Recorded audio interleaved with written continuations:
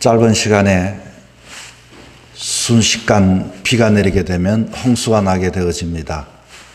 홍수가 나게 되어지면은 농가 밭이 순식간에 썰려가게 되어지고 재산과 그리고 그 모든 것들이 그만 다 잃어버리게 되어지는 슬픔을 당하게 되어지죠.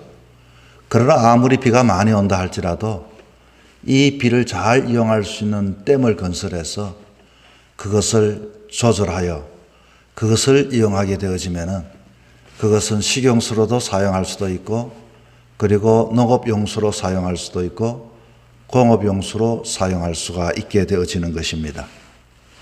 특별히 우리 인간에 있어서 인간은 다른 AI, 인공지능과 다른 것은 바로 감정을 가지고 사람들을 공감해 줄 수 있는 마음이 있다는 것입니다.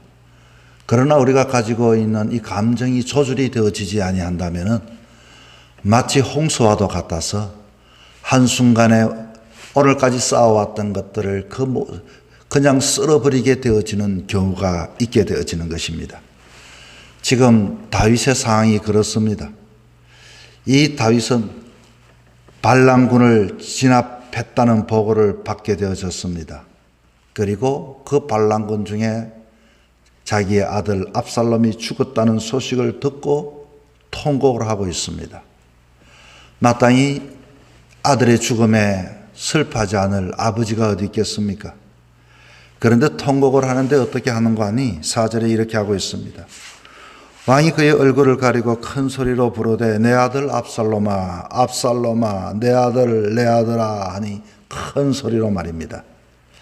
자, 여기까지는 아비로서의 어떤 사항들을 충분히 이해가 되겠지만 그러나 이제 전쟁을 승리를 하고 돌아왔던 이 총사령관 요압에게 어떤 사람이 보고를 합니다. 왕이 압살롬을 위하여 울며 슬퍼하시나이다. 자, 그런데 2절에 봤더니 그 아들을 위하여 슬퍼한다 함이 그날의 백성들에게 들림에 그날의 승리가 모든 백성에게 슬픔이 된지라. 얼마나 큰 소리를 내어서 이렇게 자기의 감정을 통제하지 못했으면은 그렇게 전쟁에 지치고 생명을 내걸고 애를 썼던 그 군사, 그 장병, 젊은 그 마음들, 병사들의 마음속에 그 승리는 승리가 아니라 모두가 슬픔의 날이 되었던 것입니다.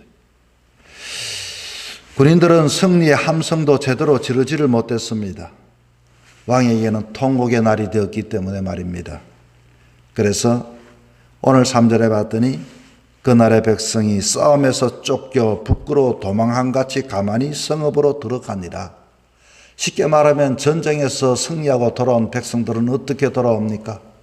환호성을 부르고 북을 치고 박수를 치고 더 사기가 충전해야 할 텐데 왕이 저렇게 아들의 죽음으로 인하여서 슬퍼하니 모두가 도망하여 부끄러워하는 병사들처럼 몰래 그냥 숨어들어서 그렇게 그 성으로 돌아왔다는 이야기입니다. 정말로 왕으로서의 적합한 처신이 아닐 수가 없습니다. 장군들과 군인들이 이 다윗 왕의 공과사를 구분하지 못하는 이 모습 때문에 얼마나 그 마음의 사기가 위축되어졌겠습니까? 통곡하는 모습을 보고 얼마나 놀랐겠습니까? 왕은 왕답게 공사를 잘 구별했어야 했지요. 군인들의 사기를 휩쓸고 가는 홍수와도 같은 이 다윗의 감정, 그렇습니다. 또 한 사람을 보게 됩니다. 군대 장관 요압입니다. 이 다윗 왕과 다윗 왕국을 위하여 목숨을 걸고 다윗 왕가를 구한 1등 공신이 바로 요압입니다. 요압만큼 충성한 사람도 없고 요압만큼 용맹한 사람도 없고 요압만큼 다윗에게 모든 자기의 생명을 바친 사람도 없습니다. 이제 전쟁의 승리를 얻어 이렇게 귀환합니다. 다윗 왕이 자기 아들 때문에 통곡한다는 소식을 듣고 그리고 이것을 전해준 그 병사 그리고 주변의 상황들을 바라보니 그만 마음이 상했습니다. 누구든지 그 감정은 다 그렇게 상할 수밖에 없습니다. 요압은 다윗에게 찾아가서 항변을 합니다.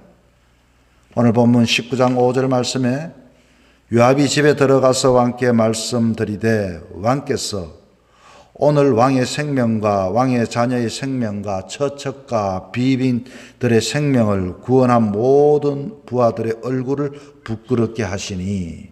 자, 얼마나 요압도 화가 났겠습니까? 이 다윗 왕을 위하여 생명을 내어놓고 왕의 생명을 위하여 왕의 자녀들의 생명을 위해서 왕의 처척과 비빈들을 위해서 오로지 왕을 위하여 희생했던 이 병사들, 이 승리 하나도 지르지도 못하고 도리어 부끄러워하는 이 모습에 요압은 화가 났던 것입니다. 자, 여기까지는 누구든지 감정을 가질 수가 있고 표현할 수가 있습니다. 그런데 문제는 그만 감정의 홍수가 요압에게도 터져버렸다고 하는 것입니다. 6절의 말씀입니다. 이는 왕께서 미워하는 자는 사랑하시며 사랑하는 자는 미워하시고 오늘 지휘관들과 부하들을 멸시하심을 나타내심이라. 오늘 내가 깨달았으나 만일 압살롬이 살고 오늘 우리가 다 죽었으면 왕이 마땅히 여기실 뻔하였나이다. 자, 이게 문제입니다. 지금 요압은 부하입니다. 요압은 다윗에게 속한 사람입니다. 그렇게 다윗에게 항변하고 감정을 표현하는 것은 좋지만 이제 본문 19장 6절부터는 그만 감정의 홍수가 터져버린 장면이 나오게 되어집니다. 다시 말하면 왕은 미워하는 사람은 사랑하고 사랑하는 사람은 미워한다라고 아예 단정적으로 이 다윗 왕을 그렇게 말합니다. 정말 다윗이 미워하는 사람을 사랑하고 사랑하는 사람을 미워합니까? 그것은 오직 자기의 아들이 죽었다는 감정을 다스리지 못했던 그것인데 최고의 가까이 옆에 모시는 요압의 말에서 그렇게 거꾸로 말해버리는 것입니다. 그리고 또 뭐라고 말합니까? 오늘 지휘관들과 부하들을 멸시했습니다. 이것이 어쩌면 그 감정을 다스리지 못했던 다윗의 문제도 있겠지만 다윗이 어찌 이 지휘관과 부하들을 멸시했겠습니까? 물론 표현은 되어지지 않지만은 그러나 이들의 공로를 알고 있었을 것입니다. 또 본문에 보니까 이렇게 말합니다. 내가 깨달았으니 만일 압살롬이 살고 우리가 죽었다면 왕이 마땅히 여기실 뻔하였나이다. 어떻게 압살롬 그 반란군을 진압하기 위해서 나갔던 그 사람들이 죽었으면 마땅히 죽었구나. 왕은 그렇게밖에 생각하지 할 수밖에 없지 않습니까? 이렇게 항변을 했다 그 말입니다. 압살롬이 살고 우리가 죽었다면 그건 당연하다고 왕은 여기실 그런 분이다고 이렇게 단정을 해버리는 것입니다. 자, 이제 여기서부터 또 한 걸음 더 나가게 되어지지요. 19장 7절입니다. 이제 곧 일어나 나가 왕의 부하들의 마음을 위로하여 말씀하옵소서. 자, 내가 여호와를 두고 맹세하옵나니 왕이 만일 나가지 아니하면 오늘 밤에 한 사람도 왕과 함께 머물지 아니할지라. 그리하면 그 화가 왕이 젊었을 때부터 지금까지 당하신 모든 합보다 더욱 심하리다. 아주 왕을 왕 앞에서 이렇게 저주를 하는 장면이 나옵니다. 물론 왕의 이 모습을 보고 부하들은 자기가 이 부하들의 마음을 다 대변하는 것처럼 이야기를 한 사람도 이 밤에 왕과 함께 할 사람이 없습니다.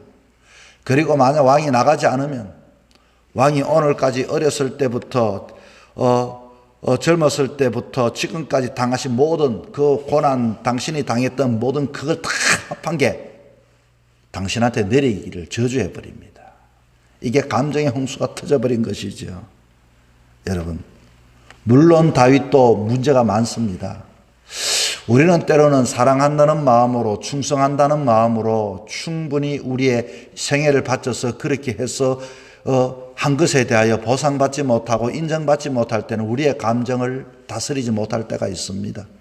그러나 우리에게는 이것이 감정의 홍수가 터져버려서 마땅히 우리가 충성해야 할 그 사람에게 그렇게 말을 한다면은 우리들은 또한 이것이야말로 큰 문제가 아닐 수가 없습니다.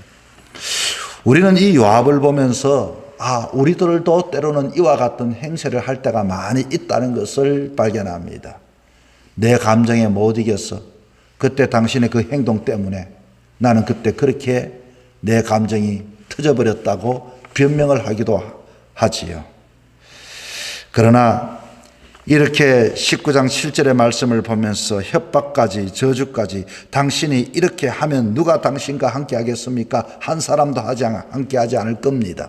만일 나가지 아니하면은 왕이 왜 나가지 않겠습니까? 나가지 아니한다 할지라도 충분히 조절자가 되고 중재자가 되어지면 더 좋았을 뻔했는데 아주 이제는 왕에게 명령을 하고 젊었을 때부터 당했던 모든 그 고난 아픔 다 합한 것이 당신에게 늘 하나님 앞에 나는 맹세한다고 할 정도로 왕에게 지금 대적을 하고 있는 장면을 보게 되어집니다. 여러분, 이 장면은 어쩌면은 마땅히 다윗도 그럴 수도 있고 요압도 그럴 수 있다라고 생각을 합니다. 그런데 이 본문을 통해서 우리는 다시 한번 더 우리 신앙의 삶 속에서도 참 감정은 중요한 것이지만 감정의 조절이 더 중요하다는 것을 깨닫게 되어집니다. 감정을 다스리지 못할 때는 나도 모르게 그만 내 자리와 위치를 벗어날 수 있다는 것을 알 수가 있습니다. 성경은 이렇게 말하고 있죠. 말에 실수가 없는 사람은 완전하다고 했습니다. 우리는 모두가 말에 실수를 하지 않고 살아갑니다만 그러나 말에 실수를 하는 경우가 있습니다. 내 감정이 조절되지 않을 때 말입니다. 나도 내가 무슨 말을 했는지 알 수가 없습니다. 그러나 하나님의 자녀들은 때로는 이 감정마저도 잘 승화시켜서 하나님께 영광이 되고 나와 함께하는 사람들에게 더 유익이 되어야지.